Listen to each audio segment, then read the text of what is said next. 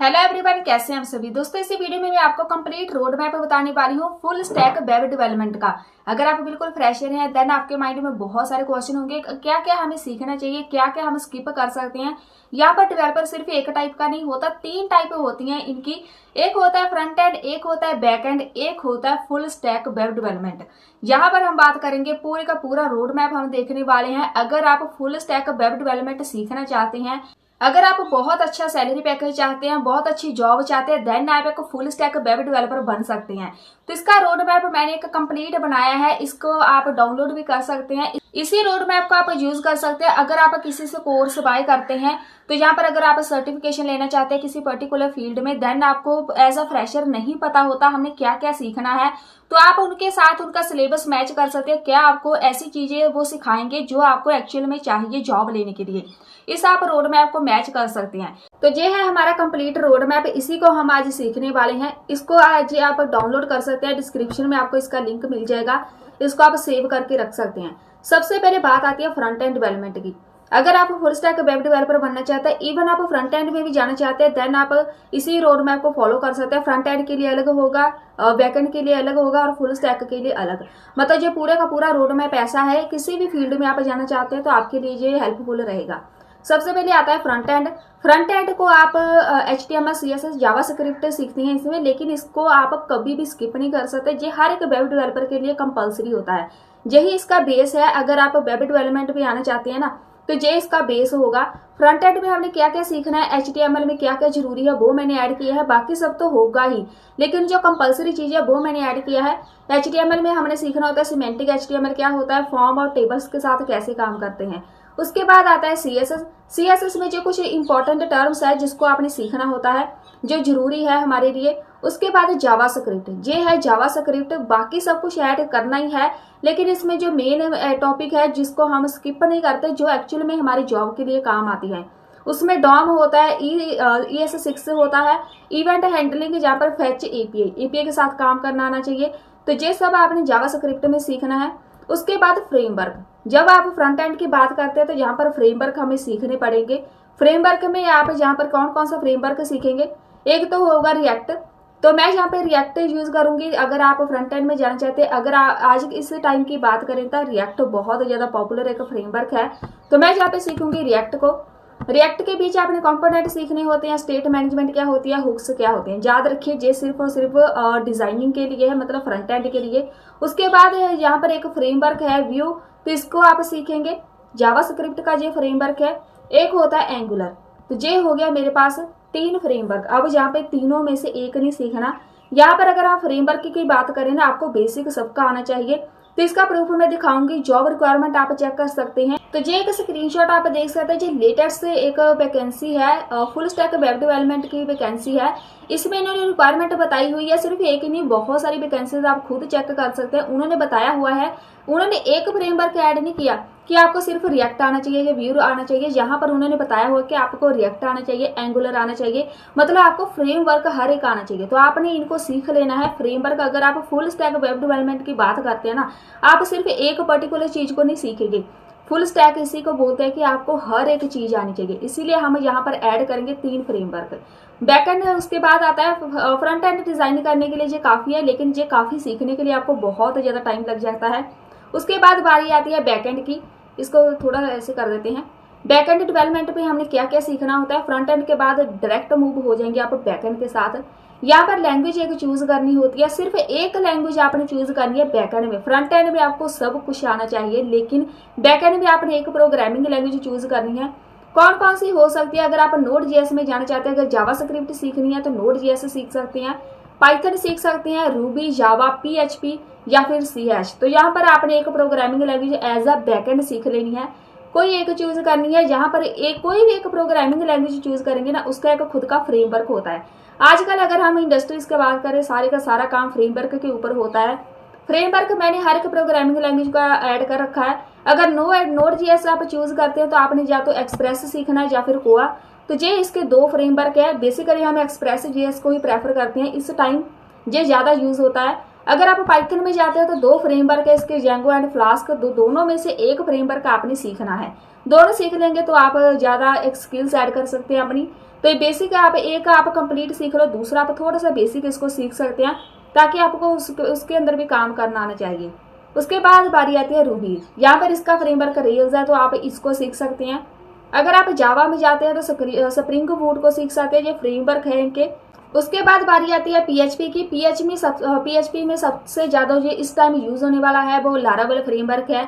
तो आपने अगर बैकएंड में कोई भी प्रोग्रामिंग लैंग्वेज चूज करनी है ना, तो एक फ्रेमवर्क उसका सीखना ही सीखना है, ये कंपलसरी है।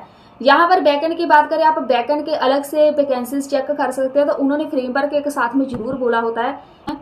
डेटाबेस मैनेजमेंट आपको यहाँ पर आना चाहिए। सिर्फ और सिर्फ बैकएंड में एक प्रोग्रामिंग लैंग्वेज सीख लेना काफी नहीं होता, आपको डेटाबेस मैनेजमेंट आना चाहिए। मतलब यहाँ पर एसक्यूएल है, तो अगर आप एसक्यूएल यूज करते हैं तो कौन सी प्रोग्रामिंग लैंग्वेज आप चूज करेंगे। तो इधर मेरे पास डेटाबेस मैनेजमेंट में अगर आप दो प्रोग्रामिंग लैंग्वेज होती है, एक होती है एसक्यूएल, एक होता है नो एसक्यूएल। कोई भी आप प्रोग्रामिंग लैंग्वेज चूज करेंगे ना, उसको मैनेज करना आना चाहिए। तो यहाँ पर अगर आप एसक्यूएल यूज करते हैं तो माई एसक्यूएल के साथ काम कैसे करते हैं वो पता होना चाहिए। उसके बाद नो एसक्यूएल में अगर आपने जाना है तो मोंगोडीबी ज्यादा प्रेफर करते हैं आज के टाइम में, तो आप मोंगोडीबी सीख सकते हैं, या फिर एक रेडिस प्रोग्रामिंग लैंग्वेज है, इसको आप यूज कर सकते हैं। उसके बाद मैंने थर्ड पॉइंट ऐड किया है डेवऑप्स एंड डिप्लॉयमेंट। ये क्या होता है, डिप्लॉयमेंट इसमें मेन है। डिप्लॉयमेंट होता है कि आपने कोई प्रोजेक्ट क्रिएट कर लिया, वर्किंग प्रोजेक्ट है, इसको आपने अपलोड करना है इंटरनेट पे, इसका डोमेन बाय करना है, तो ये सारा काम डिप्लॉयमेंट में होता है। इस डिप्लॉयमेंट को ऐड करने का एक मकसद है, अगर आप as a full stack web developer काम कर रहे हैं तो आपने अपना प्रोजेक्ट कंप्लीट करके काम खत्म कर दिया, कंपनी की बात करें उनको एक डिप्लॉयमेंट के लिए अलग से हायर करना पड़ेगा एम्प्लॉय, उनको अलग से सैलरी देनी पड़ेगी, तो उनके लिए जो कॉस्टली हो जाएगा। इसीलिए इस डिप्लॉयमेंट को फुल स्टैक वेब डेवलपमेंट पे ऐड किया है, ताकि सारे का सारा काम आप ही करें, तो आपकी सैलरी में से ये सारा काम हो जाएगा, इसीलिए इसको ऐड किया है। इसमें होता क्या है, मेन CI/CD आपने इसमें सीखना होता है। ये होता क्या है, ये टर्म है जस्ट कंटिन्यू इंटीग्रेशन होता है, एक होता है कंटिन्यू डिप्लॉयमेंट। तो यहाँ पर आप गिटहब के साथ काम करना सीखेंगे और यहाँ पर गिटलैब CI के साथ। इसका काम बेसिकली ये होता है कि कोई भी आप टीम में काम करते हैं ना, मेरे पास बहुत सारे इंप्लॉय काम कर रहे हैं, तो सारे के सारे अपना अपना काम करेंगे। उसके बाद पूरा जो भी काम किया है ना, पूरे प्रोजेक्ट पे अगर 10 मेंबर्स ने मिलकर काम किया ना, उस पूरे काम को हम इकट्ठा करके पूरा सेव कर देंगे एक प्रोजेक्ट के अंदर। इसको हम बोलते हैं CI या फिर CD। तो मतलब इंटीग्रेशन करना होता है। हर एक एम्प्लॉय ने अपना काम कर लिया, आपको इतनी नॉलेज होनी चाहिए। ये बेसिकली काम हम गिटहब के साथ करते हैं। तो ये कंप्लीट मैंने गिटहब में बताया था कि हम टीम में काम कैसे करते हैं। किसी ने भी अपना कोड एडिट किया है, किसी ने कोड नया बना के दे दिया, उस कोड को हम अपने एक सिंगल प्रोजेक्ट के अंदर ऐड कैसे करते हैं। तो आप बेसिकली इसमें सिर्फ इतना समझो कि आपको टीम के साथ काम करना आना चाहिए। कहीं भी रिमोटली काम करें ना हम टीम के साथ, तो वो जब भी कोड में कुछ भी अपडेट करेंगे तो आपका कोड पूरे एक प्रोजेक्ट के अंदर अपडेट हो जाना चाहिए। तो जहां पर आप टीम के साथ काम करेंगे तो आपको गिटहब आना चाहिए। उसके बाद बारी आती है क्लाउड प्रोवाइडर्स की। कौन कौन सी कंपनीज क्लाउड प्रोवाइड करवाती हैं। तो जहाँ पर क्लाउड की बात करें, इसकी जरूरत क्यों पड़ती है, जब भी किसी इंडस्ट्री में काम करते हैं उनको कोई ना कोई स्पेस, वर्चुअल स्पेस चाहिए होती है, जहाँ पे उनका सारे का सारा डेटा जब स्टोर होता रहे। जैसे यूट्यूब है ना, यहाँ पर यूट्यूब का सारा डेटा क्लाउड पे स्टोर होता है। तो उस क्लाउड को हैंडल करने के लिए कोई ना कोई एम्प्लॉय चाहिए, तो आपको हैंडल करना आना चाहिए, क्लाउड के साथ काम करना आना चाहिए। सर्वर कैसे बाय करते हैं, सर्वर को हैंडल कैसे किया जाता है, ये सारी नॉलेज होनी चाहिए। इसमें 3 टर्म बेसिकली ऐड की है जो बहुत ज्यादा जरूरी है, जो आजकल ज्यादा यूज होती है। AWS, Amazon वेब सर्विसेज, ये भी क्लाउड सर्विसेज प्रोवाइड कराती हैं, इनके साथ काम करना आना चाहिए। एज्योर के साथ काम करना चाहिए, और जहाँ पर गूगल क्लाउड, ये 3 बेसिकली मेन टर्म है जो आजकल ज्यादा यूज होती है, इनके साथ आपने काम करना है। उसके बाद बारी आती है टेस्टिंग की। टेस्टिंग क्या होती है, यहाँ पर मैंने पूरे का पूरा प्रोजेक्ट कंप्लीट कर दिया। कंप्लीट करने के बाद उसको टेस्ट करना है, क्या सच में वो वर्किंग में है, क्या सारी की सारी कंपनी की जो रिक्वायरमेंट थी इस प्रोजेक्ट को लेके, क्या उस रिक्वायरमेंट को ये फुलफिल कर पाएगा या नहीं। टेस्टिंग के साथ ये सब कुछ पॉसिबल है। टेस्टिंग में यहाँ पर एक टेस्टिंग नहीं होती, काफी होती है, लेकिन यहाँ पर मैंने सिर्फ 2 ऐड की है जिसको आपको सीखना है।